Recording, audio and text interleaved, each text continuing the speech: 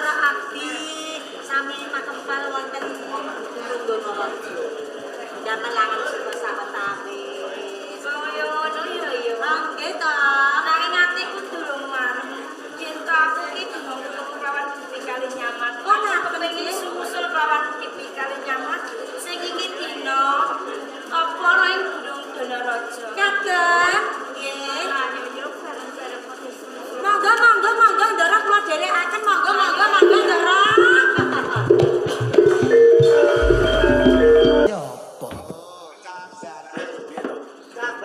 Bagus. Sing kudune iki padha jaga lha kok malah padha jogetan padha nyanyi. Aku wis jaga.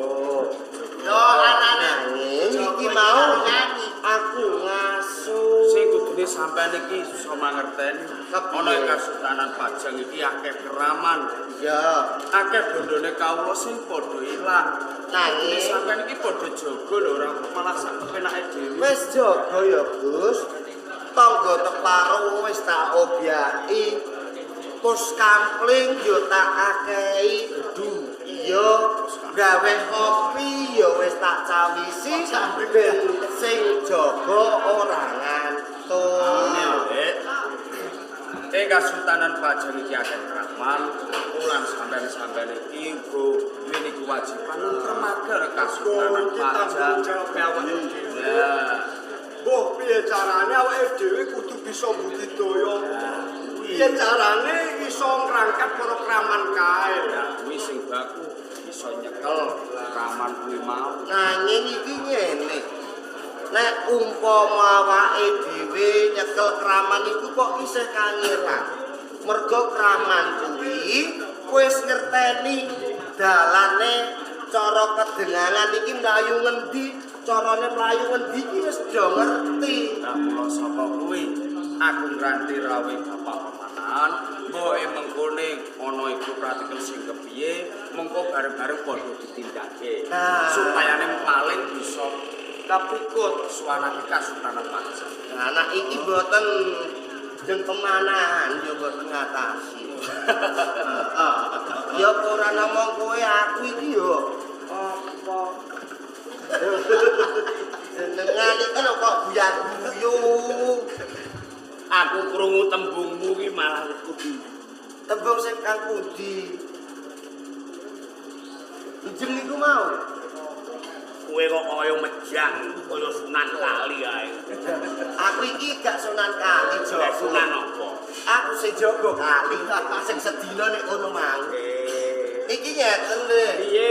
Kraman saya kathah. Ya to, rondo-rondo pun kula kathahi, kula pun ngobyaki tangga teparo kan jaga-jaga.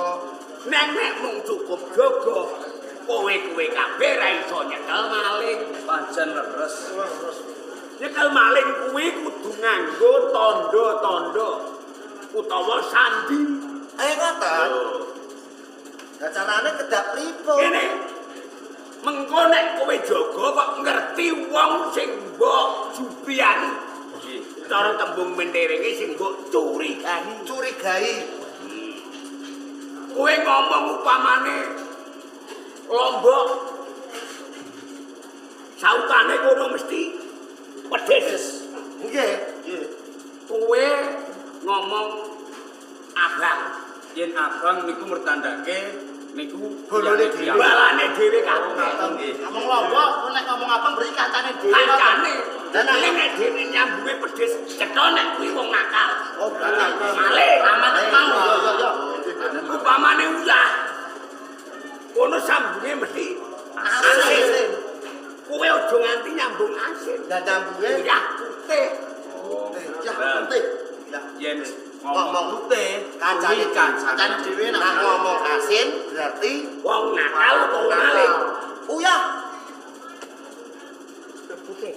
Nah, iki kancane dhewe contone. Aku arep kancam. Kan gendong iki. Takon. Lah mosok jenengan nggih boten Aku kancamu. ora kancamu. Lah napa? CS. CS Iki lho coba. kental. Kental. Uyah. Wis aja seneng ayo. Ngoten. Nggih.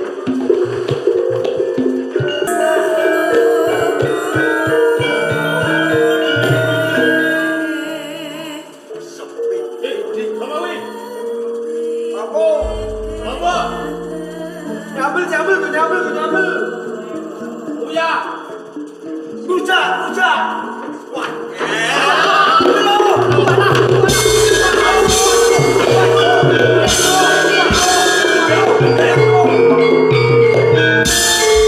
Yang kenyubian. Cetha yen iki kena diarani maling nggih. Nggih. Mergo dheweke ra bisa nyambung sandimu. Leres. Kowe sapa? Oh, Paimen, kula Paimen. Soreng kewo, nyuwun urip. Soreng kewo. Nggih. Cetha nek kowe iki wonge Riya Penangsang. Saka Kabupaten Jipang Panolan. Ya. Nggih. Iya, ora iki. Nggih. Kowe tumuju ana ing negara Pajang. Ijen apa nganti kanca ruwang? Ijen gebuki. Kanca kula. Soreng rangkut. Yen kowe karo kancamu jenenge Soreng Rangkut nggih. Rangkut apa Rono? Soreng rangkut kali soreng rono. Ajak ngono ah. Nggih. Terus kancamu sing jeneng Soreng Rono sing dituju iki Pantiarta apa endi sing dituju? Patunggonipun Kanjeng Sultan Hadiwijaya. Patunggone Kanjeng Sultan Hadiwijaya. Nggih. Seret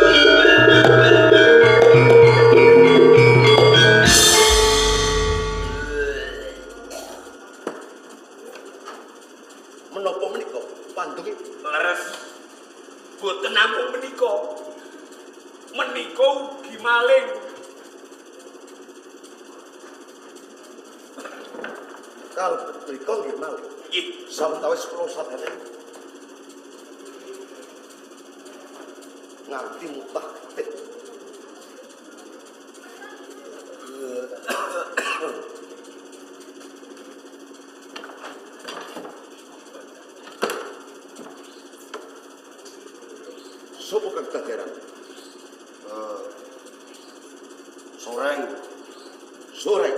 Nggih. Sureng. Sureng rono. Sureng rono. Mancing ana ing kantil Paumon. Apa sing arep? Kula niki dolan. Dolan apa dolan? Ajeng mujahi panjenengan. Magani kelawan karepku dhewe apa ana suprita? Karep kula piyambak. Karepku dhewe apa ana suprita? Karep kula piyambak. Iya, dhewe apa? Kanjeng sing ngomong. Kanjeng sing ngomong. Kanjeng sing ngomong. Yen sing perintah wis apa? Kanjeng Hakipati Haryo Penangsang.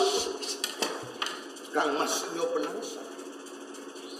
Yen kowe migunake apa nalika kowe nampa dawuh kang supaya mateni kelawan aku. Rongot setan kubur. Coba aku ngambil. Aku ngambil.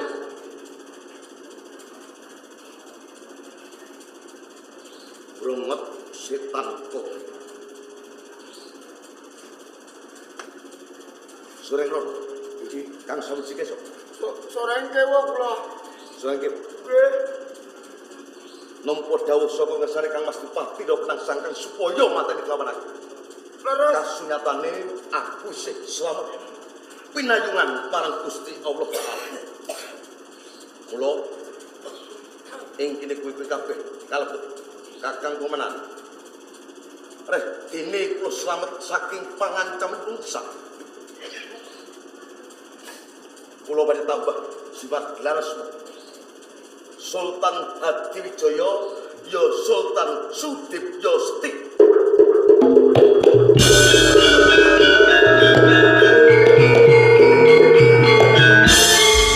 Dan kula pareng Piye? Tenane ki luput, tenane ki salah. Jalaran wis arep mateni Sultan oning Pajar. Ning wis semono aku ngerti. Yen to tenane kowe iki mung dapur putusan, dapur kongkonan. Bebasan kok dene kowe iki tatah yen ora didik ora bakal mlaku. Aku ora bakal paring pidana lan kowe. Saestu menawa. Tenang. Aku ora bakal paring pidana kelawan kowe. Panjenengan pidana kula. Ora. Matur nuwun Kanjeng Sultan. Terantene sawentara ya. Nggih.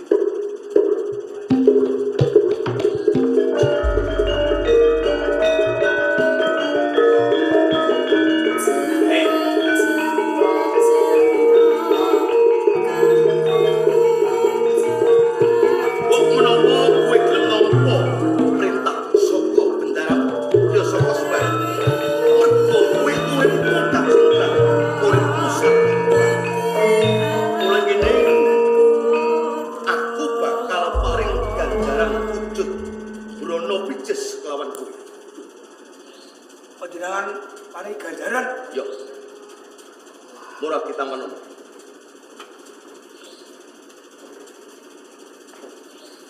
Mung wae aku titip lawan kowe. Sawise kowe bali saka Pajang. Matura lawan Seban Kang Mas Pati Ransang. Yen to Sultan Hadiwijaya durung tekaning pati. Sepisan Kang Pelur. Sultan Hadiwijaya tambah gelar jimat asma. Sultan Sudipyo Seti. Enggal Bali ana Jepang. matur suban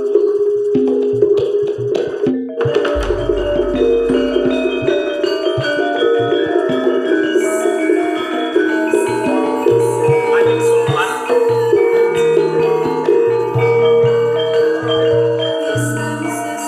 Kula pun setahun jembleng serta. Limrahipun maling kepikut mesti nampi pidana ingkang ngluwat kalian kalpatanipun. Nanging wonten maling kecepeng boten nampi pidana kok malah dipun ganjar. supados bendi to, Pak. Anjen yo ngene iki. Wong gedhe karo wong cilik. Yo kaya ngene iki wis. Moga-moga.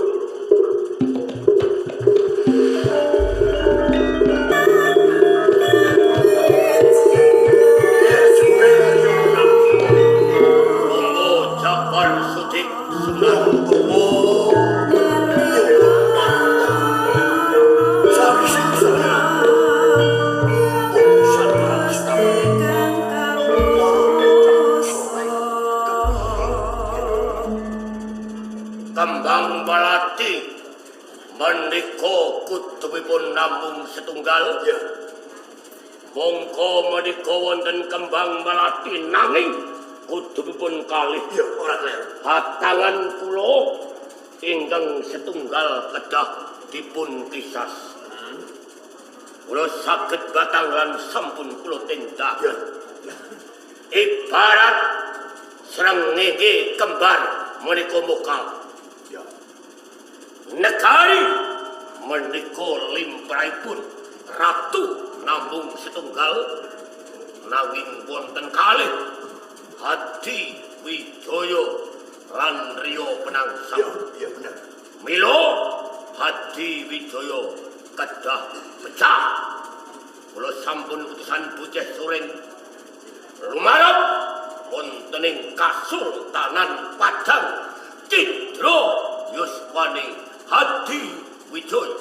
Langkep panggirai tamu jembal tanggap marang sasmitane wong tuwa. Ya kaya ngono kuwi. Menawi Hadi Wijaya boten pecah, Ya. Sengoro Rio Penangsang badhe madeg dados ratu tanah Jawa. Kaya ngono. Ya rantos Kula ingkang suwun.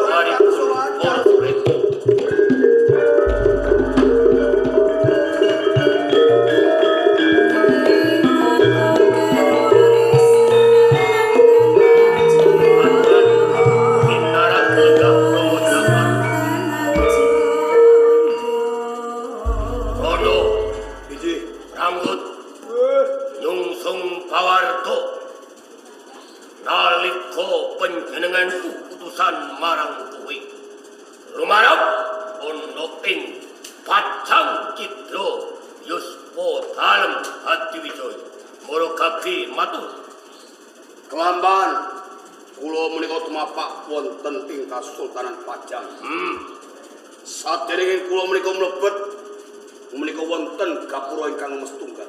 Gapura Padang Nggih. Nanging aneh Kanjeng. aneh Gapura niku malih dados alas. tak banjuri Sasampunipun gapura wau dados alas. Rehning kula menika beto brongot setan kober. Kula tungkuli brongot setan kula. Bias. tak banjuri Saknalika alas kala wau ilang dados gapura melih. bagus terus Kula mlebet melih. Wonten gapura ingkang merkalih. yo Nggih aneh-aneh. aneh kepiye Ajeng kula mlebet gapura malih dadi segara. Dadi segara. Nggih. nanging kowe kinanten brongot setan kober Nggih. terus Kula tungguli brongot setan kober. bener Segara kala wau malih dados gapura. terus Mlebet kula kampan wonten tilam pagulinganipun Sultan Hadi Wijaya. bagus Watakipun soreng. Ngertos Sultan Hadi Wijaya wonten tilam pagulingan. Kula tugas Hadi Wijaya mati mboten boten piye macan. Macan kula tungguli brongot setan kober. Yo. Yes, macan nak menika ilang. tak banjuri Kula nggih mboten serono. Kula tugas meneh. Yes. Hadi Wijaya cengkelang dadi batang Mboten boten piye malih dados bantal. kowe kinanten tiai brongot setan kober kula tunguli Brongot Setan Kober. Bener? Ganteng malah dados Sultan Hadiwijaya. Wah, sepisan meneh niki boten badhe malah. Kula coblos. Mutah getih Hadiwijaya Taman Kiai Brongot Setan Kober. Boten piye? Kula ingkang mutah. Sing mutah getih ora Hadiwijaya, nanging sing mutah getih kowe. Nggih. Hadiwijaya kelakon tok pateni apa ora? Boten. Sultan Hadiwijaya tesih urip.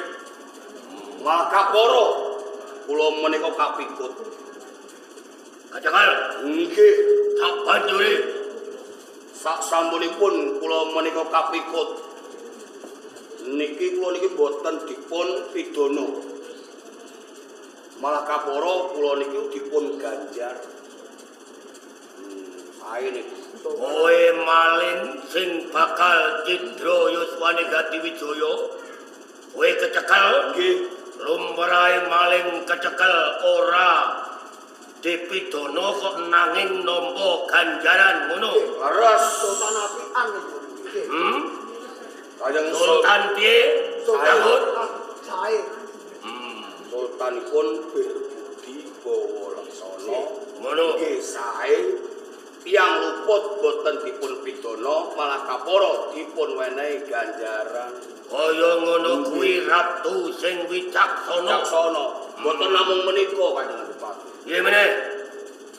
Kanjeng Sultan Hadiwijaya niki malah kapara tambah gelar. Tambah gelar opo? Nggih. Sultan Hadiwijaya Sudibyo Sekti.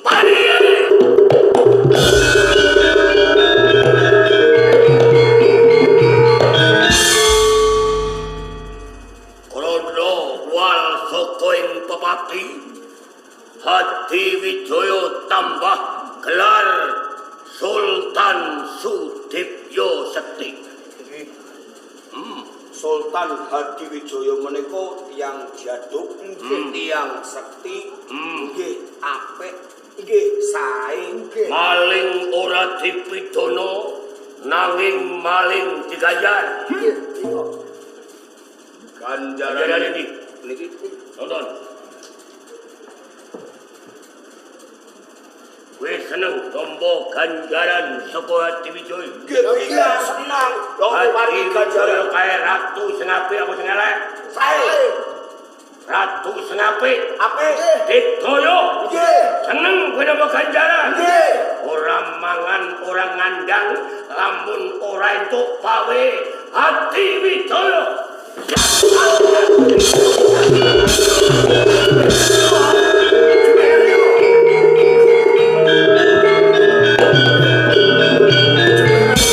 Sumangkean Hadiwijaya. Jebengario. Tambah gelar Sudibyo Sekti. Sami kemawon Hadiwijaya ngias dumateng Rio Penangsang. Jebengario penangsang. Mari jauh. Aja duka yayah sinipi. Bocah sore iki ora ngerti jawane apa-apa. Sore iki mbok patenono mati. Lah tak penggale sing luput kuwi dudu bocah sore. Sing luput kuwi Jebeng Haryo penangsang pribadi. Dasaripun Dasare. Lho Sultan Hadiwijaya kok musuhne bocah soreng kuwi dudu musuhe. musuhe Hadiwijaya sing Musuhe Hadiwijaya kuwi mestine Jebeng Haryo penangsang pribadi. kula piyambak menawi ngaten badhe kula taker wareg Hadiwijaya. Piye? Kula adepi, kula tambang, kula taker wareg Hadiwijaya menapa Haryo penangsang. Apa wis mbok penggali? Ing menapa Lamun seliramu wani kelawan Joko Tingkir ya Sultan Hadiwijaya, Sultan Sudibyo Sekti. sing mbok nggo piambel apa? Kiai Brongot Setan Peluh.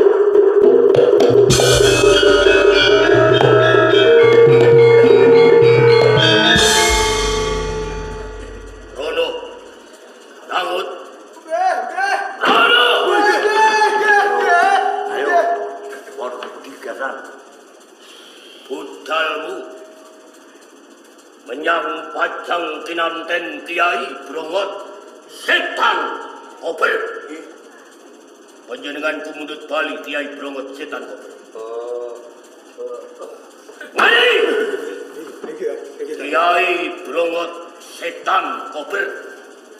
Brongot Setan Kober dipun ampil Kanjeng Sultan Hadiwijaya.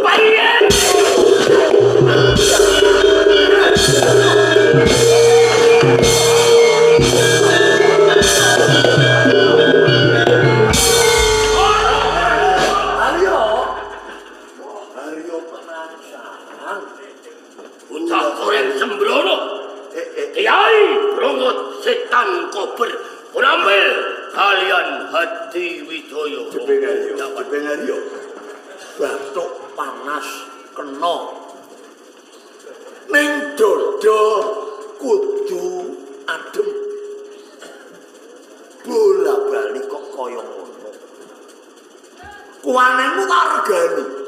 Ning apa seliramu wani tenan karo Sultan Hadiwijaya Pajan? Wani Umpama jebing Haryo Penangsang padu tak temoke ijen padha ijen wani. Wani Bagus. Yen kaya ngono wong tuwa bakal golek dono cara yen pancen wani. Pripun? Panjenenganku bakal nanakake serasian ing Panti Kudus. Mengko tak yasa nawala idran surasaning nawala Sultan Hadiwijaya ndak rawuhake ing Panti Kudus. Jak temoke kawan jebing Haryo Penangsang. Endi kok dawuh? Yen pancen kaya ngono tata-tata sumadyo. Nggih. Soreng. Nggih. Tak kondur dhisik nek Panti Kudus. Ya nggih. Derek kok bendara. Nggih. Assalamualaikum. Waalaikumsalam.